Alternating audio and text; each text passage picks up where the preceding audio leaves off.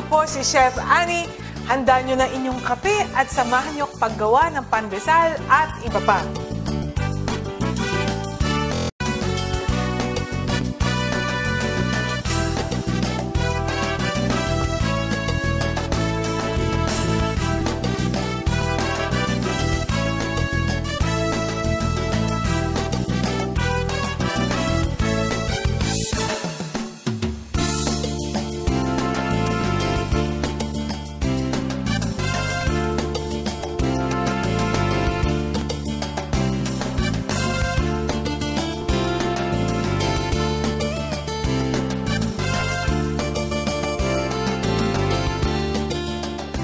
So, procedure ng filling natin sa Spanish pandesal. Ano lang very simple. Mix all ingredients. Atin powdered milk, sugar, breadcrumbs. Okay. Tapos yung ating masarap na butter, softened. Haluin natin konti. Pwede kayo maglagay ng milk. O kung nagtitipid kayo, water.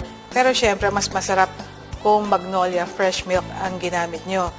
Kailangan maging spreadable siya. So, you can add more milk or water. Okay, lagay ko pa to. Kasi depende how dry yung ating breadcrumbs. Kung tuyong-tuyo, we have to add more liquid para maging spreadable. Ang sarap to. You can also add grated cheese kung gusto nyo, mga 1/4 cup para cheesy yung ating filling. Okay na to. Spreadable na siya. Pwede nating gamitin sa Spanish bread.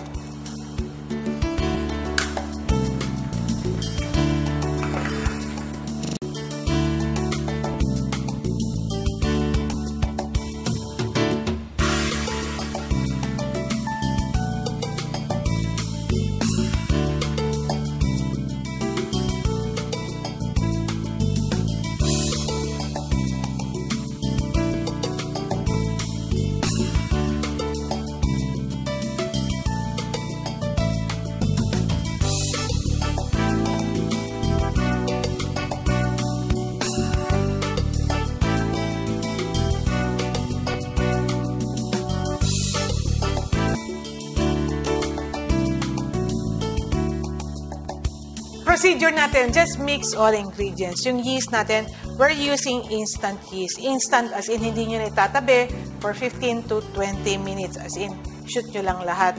Hindi na kasi uso gumagamit ngayon ng mga cake yeast kasi mabilis yun mapanis. And then water. Sa water, use tap water or galing sa nawasa, hindi pwede sa deep well. Tapos lagyan natin ng sugar. Yung sugar naman ay pagkain ng yeast para siya lumaki. Dough improver and salt.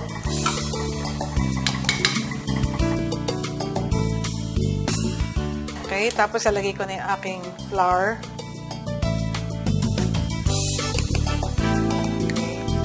Yung flour natin, magtatabi lang ako siguro mga konti, mga half cup. No? Bakit? Ba't nagtatabi ng half cup at hindi na lang ilagay lahat? Kasi hindi tayo sure kung ang ating flour ay luma o bago. Para din yung bigas. Siguro napapansin nyo, pag luma ang bigas, mas malakas mag-absorb ng water. Ganon din ang ating flour. I'm using bread flour, no? So, hintayin natin ma-moisten ng konti bago ko lagay yung ating margarine.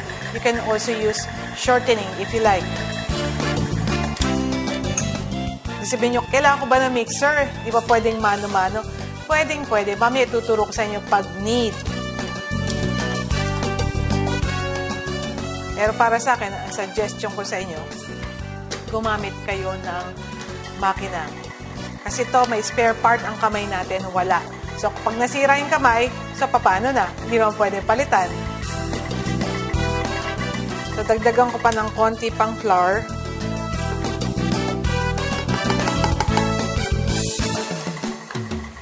Okay, so again, still nagtira pa rin ako ng konti. And then, after a minute, na-moisten na yung ating flour, na-absorb niya na yung moisture, at saka pala ako maglalagay ng fat. Okay, shoot na natin. And you can add more shortening. Kung gusto nyo mas malambot pa dito, pwede pang magdagdag ng mga 20 to 30 grams more ng shortening. So, continue kneading. If you're using a tabletop mixer like this one, it will take about 10 to 15 minutes. Kung mano-mano, siguro 20 to 30 minutes. No? But if you're using a spiral mixer, yun na ngayon ang high-tech mga spiral mixer, 7 minutes lang. Pero you have to use crushed ice instead of water kasi mabilis uminit ang masa. So again, kung wala kayong mixer, i-knead na lang natin by hand. Pwede nyo naman tapusin dito. Kaya lang mabilis masira itong ating tabletop mixer kung gagamitin nyo lagi sa tinapay.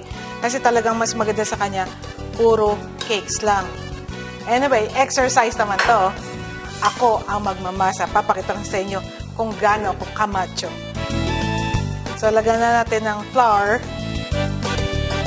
And pag nagko-costing kayo, baka nakakalimutan nyo, etong extra flour kasama yan sa costing. Pero kung hindi naman kayo nagtitinda, walang problema. Okay, so i-knead natin siya. Then, allowance natin ng flour is about mga 1/2 cup. So, i-knead natin using the heel of your hands. So, this will take about 15 to 20 minutes and keep on kneading until very pliable.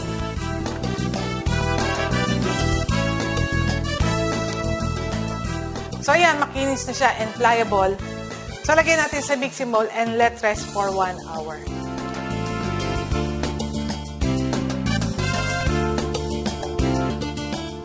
So, ayan na, ang laki-laki na niya. 1 oras pa lang ang dumaan. Mapapansin nyo, dumoble ang laki. So, i-check natin kung pwede na. So, ipopoke ko yung aking finger. Pag nag-stay siya, ibig sabihin, pwede na. So, nag-stay yung aking markings. Ito yung pinoke ko, nag-stay. So, ibig sabihin, ready na siyang sa step number 3 o yung forming natin. So, umasa na itong ating Spanish bread. Very, very elastic siya. So, pahabain natin to, babasto natin, roll natin siya.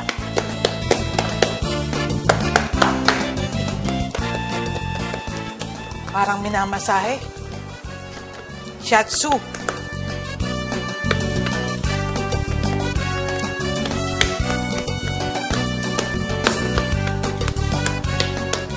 Tapos, kailangan nating palaparin siya. So, mula dito sa gitna, roll natin palabas. Yan. Habang niro-roll nyo, naririnig nyo yung mga bula pumuputok-putok.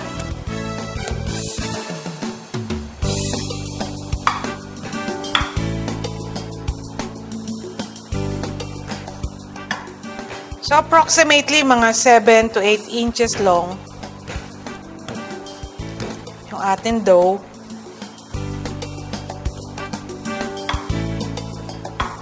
And then, siguro to mga 30 inches wide.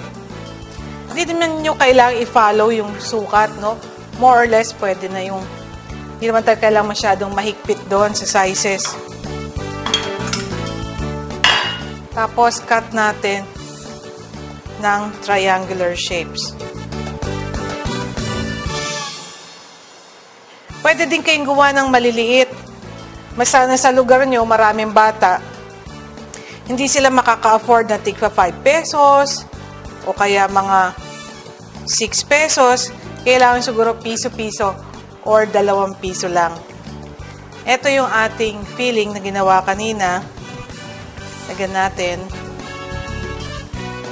Pwede nyo damihan.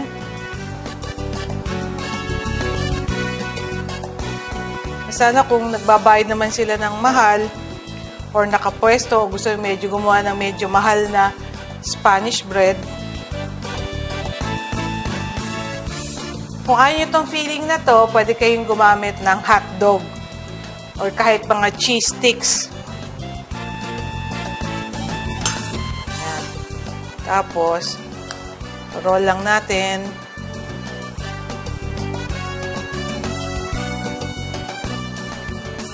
Tapos yung dulo niya, i-seal niyong maigi. Tapos, roll natin siya sa breadcrumbs. Kung ayaw nyo gumamit ng breadcrumbs, pwede din kayong gumamit ng desiccated coconut para meron din siyang flavor. Kung ayaw yung desiccated coconut, mahal yun yung desiccated coconut. Pwede naman kayong gumamit ng sapal, ng nyog. Sarap yun. Lagyan nyo na lang ng konting asukal. Sana kung nagtitipid kayo. So, tuloy lang natin pag-roll nito.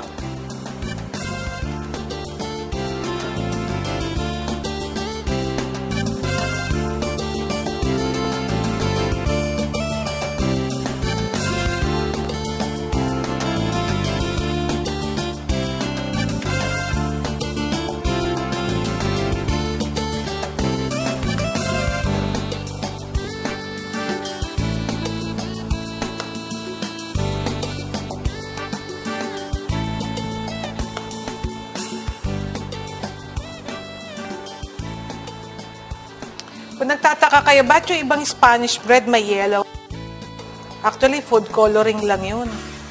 Pwede kayong maglagay ng egg yellow food coloring sa tubig para maging yellowish din yung inyong Spanish bread.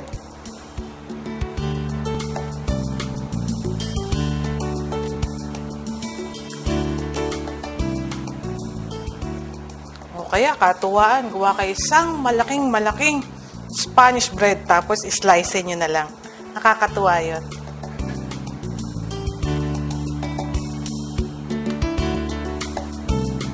Yan.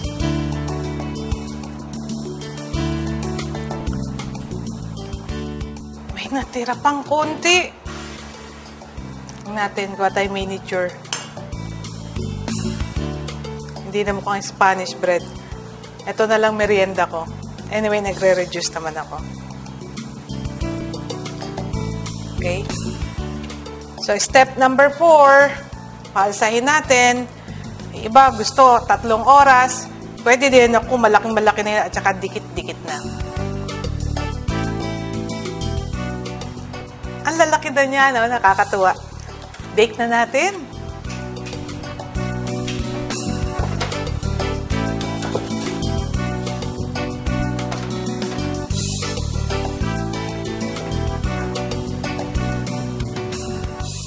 Yan, luto na siya ang ating Spanish bread. Asa na yung maliit ko? Yun. Uy, mainit-init pa. Pero matakaw naman ako. Okay lang. Kaya ko nang tiisin. Sasarap. Sana po naibigan nyo ang mga recipes natin ngayon. I-try nyo sa bahay. Ito po si Chef Annie, nagpapaalam. Till next time. Bye-bye.